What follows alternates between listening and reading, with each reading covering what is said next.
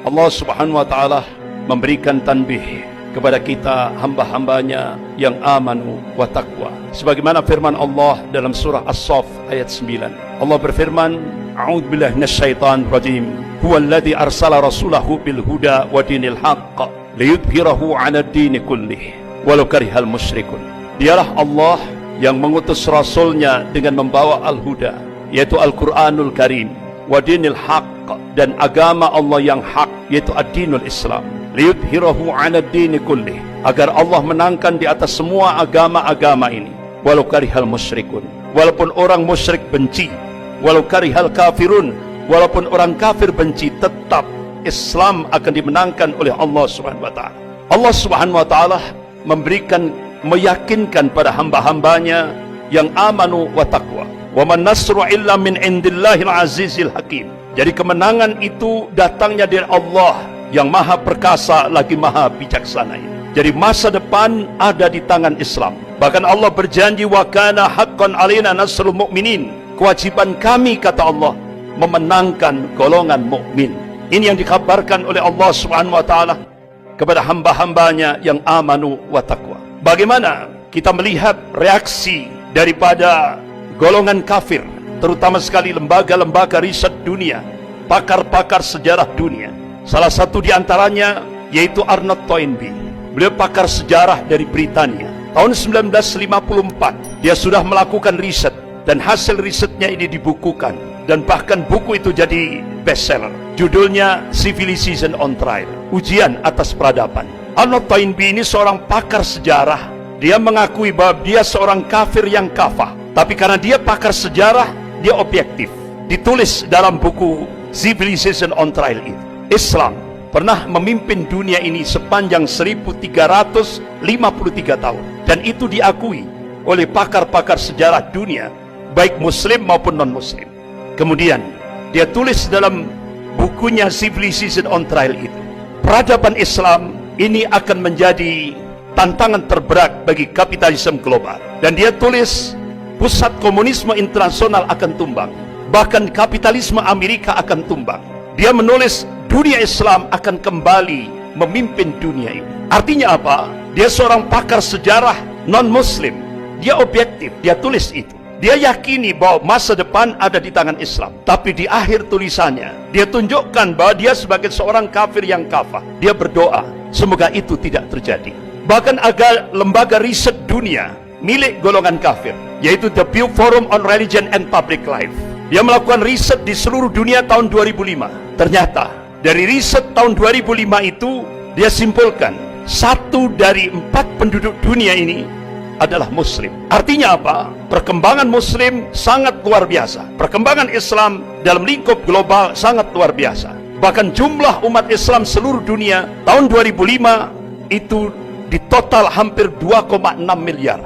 Akhirnya dia melakukan riset lagi, perkembangan dunia Islam 2010 sampai 2050. Hasil risetnya dipublish. Jadi diprediksi 2010 sampai 2050 perkembangan umat Islam akan naik drastis 73%.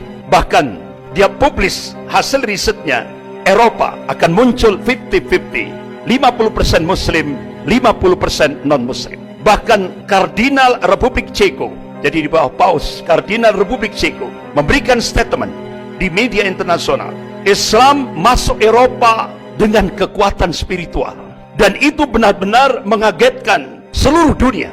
Jadi ternyata terjadi syahadat massal besar-besaran di kawasan Eropa. Asyhadu an la ilaha illallah wa asyhadu anna Muhammadan Rasulullah. Bahkan di Eropa, jumlah Muslim terbesar seluruh daratan Eropa itu ada di Perancis. Hampir 7 juta lebih umat Islam ada di Perancis. Bahkan ketika Presiden Perancis Emmanuel Macron melakukan gerakan Islamophobia dengan menggunakan institusi negara. Mereka melihat, dianggap Islam akan melemah. Tapi apa yang diingatkan oleh Allah Subhanahu wa taala dalam surah As-Saff ayat 8. A'udzubillahi minasyaitonir rajim. Yuriduna liyutfi'u nurallah biafwahihim wallahu mutimmu nurihi walau karihal kafirun. Mereka hendak memadamkan cahaya agama Allah ini dengan mulut-mulut mereka, dengan ucapan-ucapan mereka, dengan mesin-mesin informasi mereka. Tapi Allah Subhanahu wa taala tetap menyempurnakan cahaya agamanya walaupun orang-orang kafir itu benci. Apa yang terjadi di balik gerakan Islamophobia, kebencian terhadap Islam dan kaum muslimin yang digerakkan oleh Presiden Prancis Emmanuel Macron? Terjadi syahadat massal di Prancis 2 kali lipat. Luar biasa. Itu sesuatu yang mengagetkan dunia. Bahkan di Inggris dan Jerman itu hampir sama. Hampir kurang lebih 3 juta umat Islam di Inggris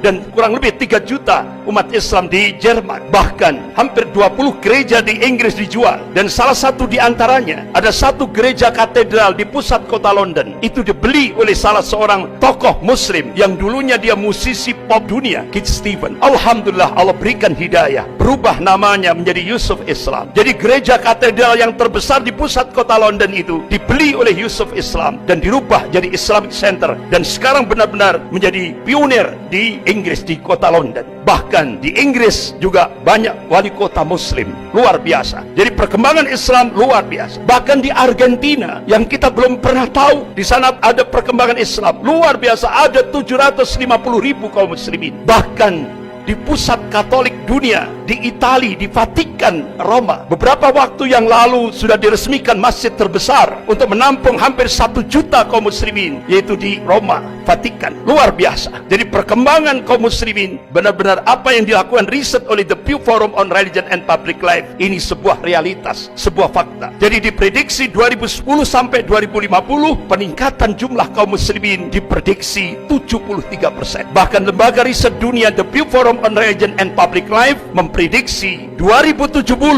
Islam akan menjadi agama terbesar di seluruh dunia. Padahal ini lembaga riset milik orang kafir, milik golongan kafir. Tapi dia meyakini masa depan ada di tangan Islam. Bahkan National Intelligence Council, Dewan Intelijen Nasional yang menaungi 15 negara di bawah kepemimpinan Amerika, melakukan riset. Hasilnya dipublish di media internasional. Start 2020 akan terjadi kebangkitan Islam global, dan itu akan terus bergerak di seluruh dunia, terutama sekali dunia Islam. Bahkan Dinas Intelijen Rusia memprediksi akan terjadi kebangkitan Islam, yaitu diprediksi 2025.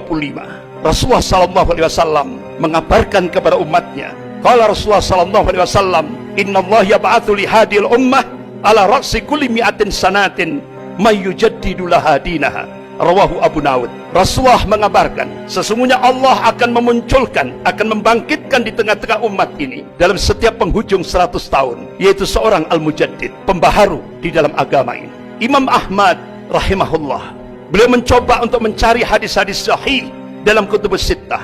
Masya Allah, dengan matan hadis yang sama beliau cari dalam kutubus sittah. Alhamdulillah, beliau temukan hadis-hadis yang sahih ini. Beliau pelajari, beliau teliti, beliau kaji secara dalam.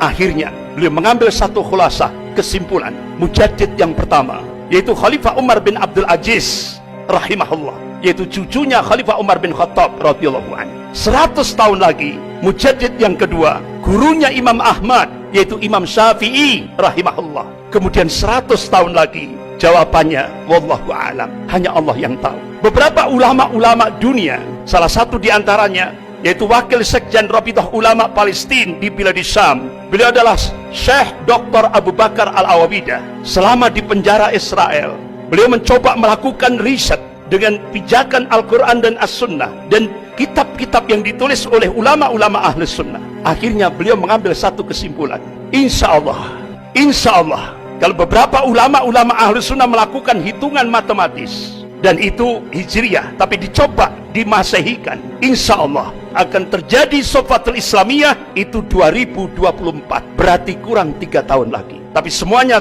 wallahu a'lam, hanya Allah yang tahu. Dari hasil kajian ulama Syekh Dr. Abu Bakar Al-Awabidah ini, akhirnya apa yang terjadi? Ketahuan oleh tentara Israel, oleh polisi Israel, sehingga di penjara Israel Syekh Dr. Abu Bakar Al-Awabidah kedua matanya disinar sampai buta, fisiknya disiksa dengan cara-cara yang sangat biadab. Sampai akhirnya beliau selesai masa tahanannya. Qadarullah, begitu selesai masa tahanannya, beliau bercita-cita ingin menyampaikan hasil risetnya kepada umat Islam di Indonesia ini. Qadarullah, akhirnya Allah mudahkan perjalanan beliau